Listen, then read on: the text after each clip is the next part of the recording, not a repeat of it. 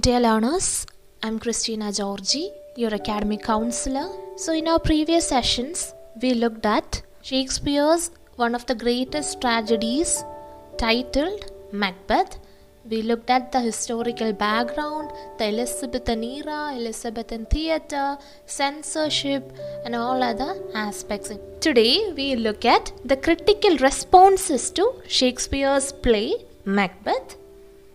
So this particular play titled Macbeth was at the center of critical comment and analysis. The process began in the early 18th century and from then on has continued uninterrupted. So before we move on to the 18th and 19th century criticism, it is of immense importance for us to discuss this very term criticism. What do you mean by the term criticism? Any idea? So criticism refers to the analysis and judgment of the merits and faults of a literary or artistic work. So now comes the question, what do you mean by a literary critique? In simple terms, a literary critic is a person who judges or comments on the qualities and characteristics of a literary work. So the scholars we'll be studying today, namely Samuel Johnson, Coleridge, Quincey, A.C. Bradley, Terry Eagleton, all of them are literary critics.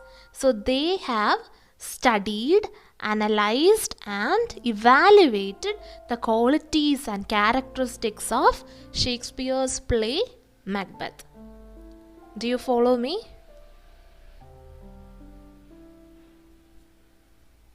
Yeah, good. So now let's move on to some of the notable criticisms of Macbeth during the 18th and 19th centuries. First and foremost, let's focus our attention towards the preface to Shakespeare. So this is a work written by Samuel Johnson in the year 1765. So you must have heard of Samuel Johnson. He is also known as Dr. Johnson. Any idea about him? Who is Dr. Johnson? Is he a literary critic? Yes, correct. He is a literary critic. Is Samuel Johnson an English writer? Yes, he is a British writer. Do you think he is an essayist also? Yes, correct. Thank you. So, Dr. Johnson was not only an English writer but also an essayist, a moralist, a poet, a playwright, a critic, and also an editor. He was also a biographer and a lexicographer. So what do you mean by a biographer? Have you heard of biographies? Yes. So a biographer is a person who writes an account of someone's life. So if I write about my own life, that would be an autobiography. At the same time, if say one of our participants, if Akita writes about Christina Georgy's life, then that would be a biography, right? And then in that context, Akita becomes the biographer. Do you follow me? Yes. Then the other term, lexicographer.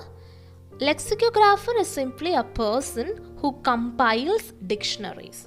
Alright, so he used to do that also.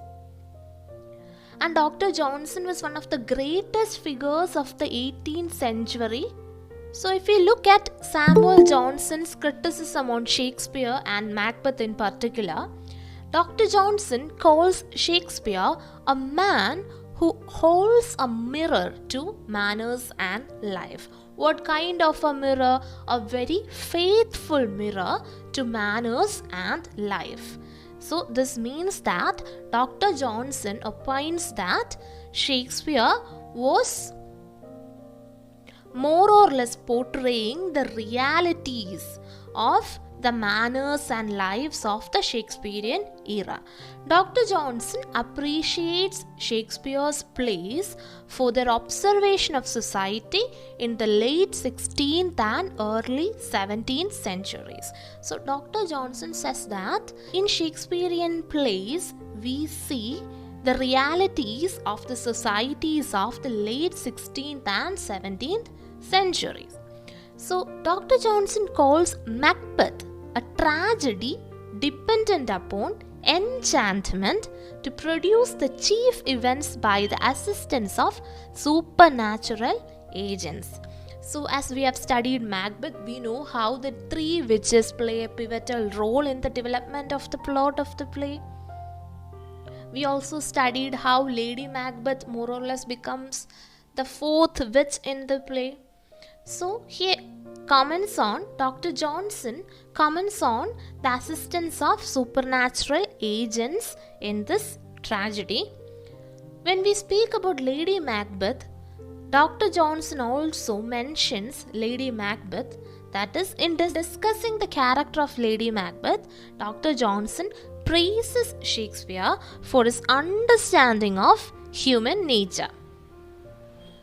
So, if you remember the character of Lady Macbeth, she is the one who persuades Macbeth, who persuades her husband to commit the murder. Remember? Yes, understands human nature in a better way, opines Dr. Johnson. So, in short, let's say that Dr. Johnson's appreciation of Shakespeare's plays rested on their presentation of observed reality of the time in a manner that was real, objective and humane.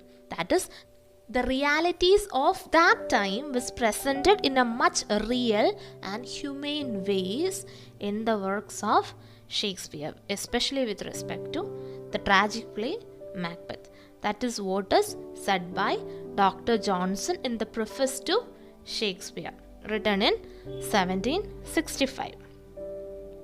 So shall we move on to Coleridge? His critical responses to Macbeth. Yes. Moving on to On Macbeth, written by Coleridge in the year 1890. That is, can you tell me one other name which is often associated with Coleridge?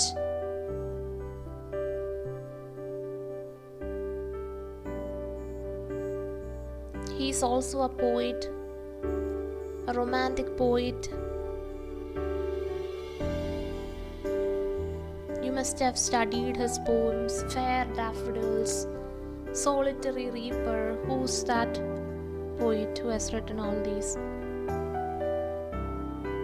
William Wordsworth? Have you heard of him? Yes. So Coleridge used to have close association with William Wordsworth. We'll come to that association. Before that, let me introduce Coleridge to you. As we know, S.T. Coleridge, Samuel Taylor Coleridge, is a romantic poet. So he was an English poet, critic, philosopher and theologian for that matter. Together with William Wordsworth, he founded the Romantic movement in England. He was also a member of the Lake Poets. The Lake Poets included a group of English poets. Do you know why they were called the Lake Poets? It was because they lived in the Lake District of England. So if there comes a question, who are the Lake Poets? You must be knowing two names for sure. That is Coleridge and Wordsworth. There is one another poet named Southey. So Coleridge, Wordsworth and Southey were the Lake Poets.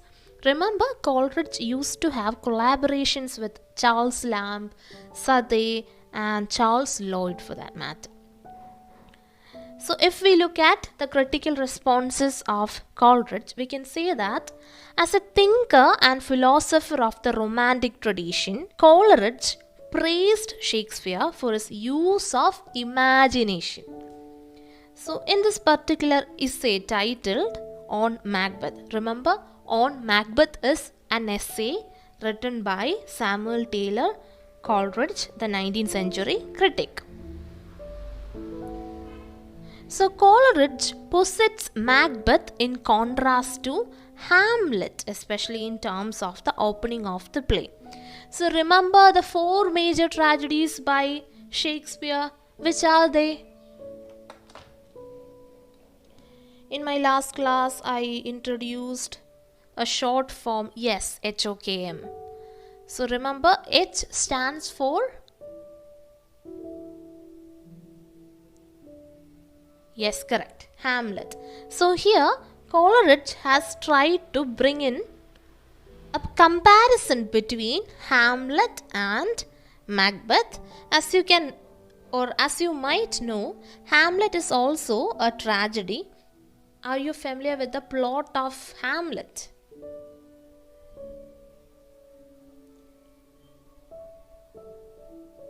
See, the full title of this play, Hamlet, is The Tragedy of Hamlet, Prince of Denmark. But we say Hamlet in a shortened way. So it is also, as I mentioned, a tragedy by Shakespeare, written somewhere between 1599 and 1601 for that matter. It is said to be Shakespeare's longest play. So if we look at the basic storyline of Hamlet, we can say that the ghost of the king of Denmark tells his son Hamlet to avenge his murder by killing the new king. The new king is Hamlet's uncle. As a result, Hamlet feigns madness, contemplates life and death, and seeks revenge. His uncle, fearing for his life, also devises plots to kill Hamlet. So in Hamlet, there is a transition. I quote from S.T. Coleridge that the simplest forms of conversation to the language of impassioned intellect, yet the intellect still remaining the seat of passion, I unquote. Whereas in the case of Macbeth, the appeal is to the imagination and the emotions therewith. So in short, for Coleridge, Macbeth appeals to the passion via imagination, whereas Hamlet appeals to the intellect. Hamlet is more associated with the intellect, whereas Macbeth appeals to the passion and imagination. Alright, that is the critical response from S.T. Coleridge. He also mentioned Lady Macbeth. That is, he sees her as, I quote, deluded by ambition, I unquote, and she brings shame on her husband. Her invocation of the spirits is another example for Coleridge of the imagination familiarized to dreadful conceptions, he says. Coleridge's understanding of Shakespeare's play is mediated through the role of imagination in creative thinking. So, if you have studied Coleridge, you would have known that he also focused much attention towards imagination and fancy. And he divided, or he studied imagination as primary imagination and secondary imagination and so on. So now let's move on to Thomas D. Quincey. He is also an English writer, essayist and critic of the 19th century. He is best known for this particular essay titled On the Knocking at the Gate in Macbeth, written in the year 1823. So this is considered as a brilliant piece of psychological insight and a classic of Shakespearean criticism. So in this particular essay, De Quincey focuses his attention towards Act 2, Scene 3 of Macbeth. The murders have been committed, and the moment was followed by Macduff and Lennox knocking at the gate, which was later followed by the Porter scene. So we can say that De Quincey's comments have been understood to mean a defense of the Porter scene in the play. Porter scene refers to a comic relief in the play Macbeth. If you have read the play, you will understand that amongst all these serious circumstances, it is this porter knocking at the door, that particular porter scene, that brings in a kind of relief to the tragic atmosphere in the play. So, unlike Coleridge's stress on imagination, Quincey interprets in Macbeth strife of mind, and one that is greater than that in his wife. We studied that Coleridge was stressing on the aspect of imagination, but here Quincey opines that Macbeth has a better strife of mind when compared to Lady Macbeth.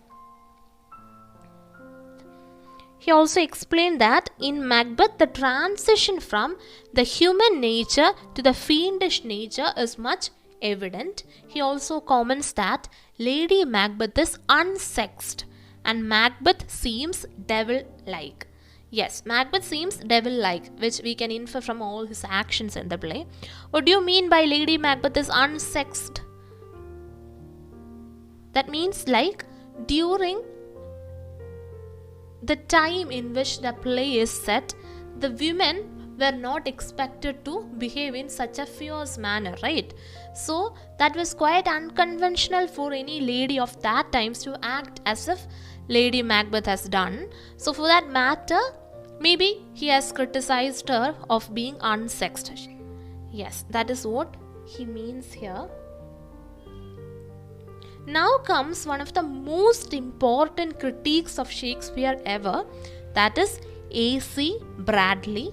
And the essay that we are about to discuss is titled Shakespearian Tragedy, written in the year 1904 by A.C. Bradley. So as you can guess, A.C. Bradley was also an English literary critic. He is best remembered for his works on Shakespeare. He was a preeminent Shakespearean scholar of the late 19th and early 20th century.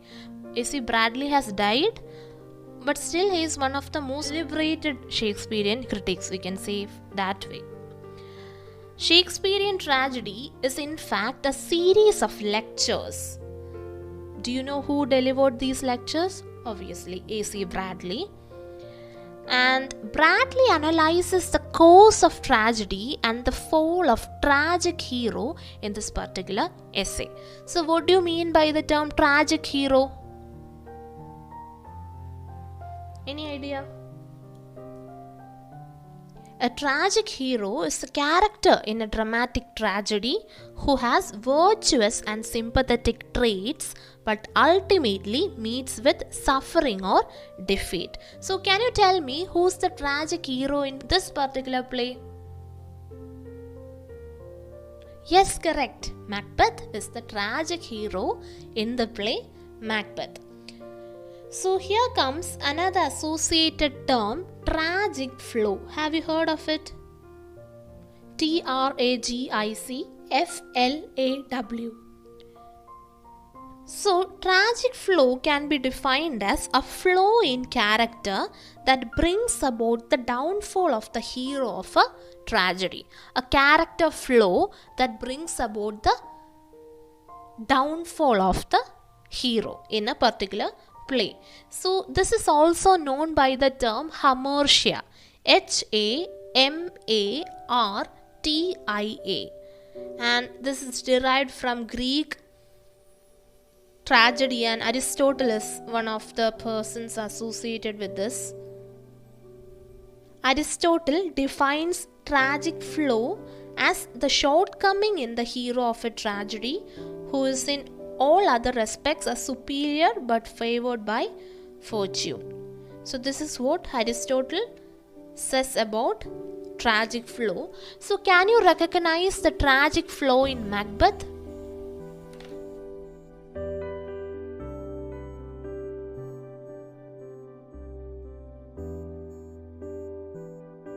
The correct answer is ambition.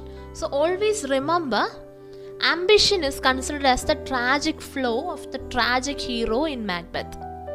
Ambition is the tragic flow of the tragic hero in Macbeth. Alright. So as we said, Bradley analyzes the cause of tragedy and the fall of the tragic hero in this play. In the case of Macbeth, he takes on the point made by Coleridge. He tried to take on from the point made by Coleridge. So what did actually Coleridge do? He was more or less pointing out the differences in Macbeth and Hamlet, right? But here, Bradley compares these two plays in terms of their likeness. How are these two plays similar? He cites the fact that a Shakespearean tragedy, I quote, has a special tone or atmosphere of its own, quite perceptible, however difficult to describe, I unquote.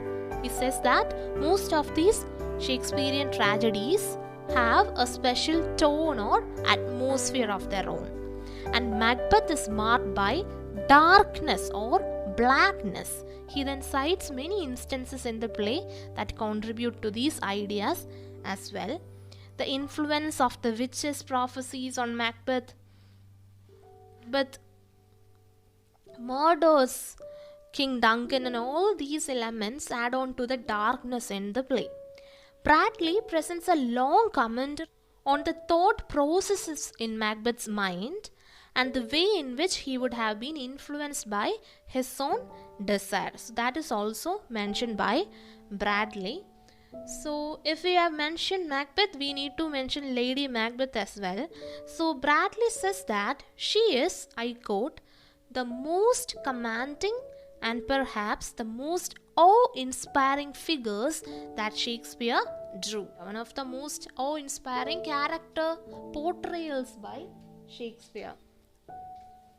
Especially with respect to the female portrayals by Shakespeare, Lady Macbeth is one of the most commendable portrayals. So she helps him, that is, Lady Macbeth helps Macbeth but never asks his help. She was more like an independent woman. She leans on nothing but herself. She is marked by courage and force of will. So it is important for you to remember all these aspects, especially what A.C. Bradley has commented on Lady Macbeth and Macbeth. So far we have covered 4 major literary critiques and their opinions on Macbeth. First and foremost, we looked at Samuel Johnson and his preface to Shakespeare. Later we studied Coleridge and his essay on Macbeth. Thereafter we moved on to Quincey and his essay written in 1823 titled On the Knocking at the Gate in Macbeth. And finally we had a discussion on A.C. Bradley's Shakespearean tragedy.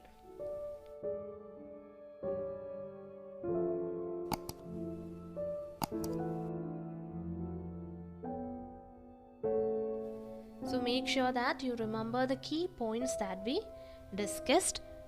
You can write these as part of your essay on Macbeth. There will be a sure essay from Macbeth.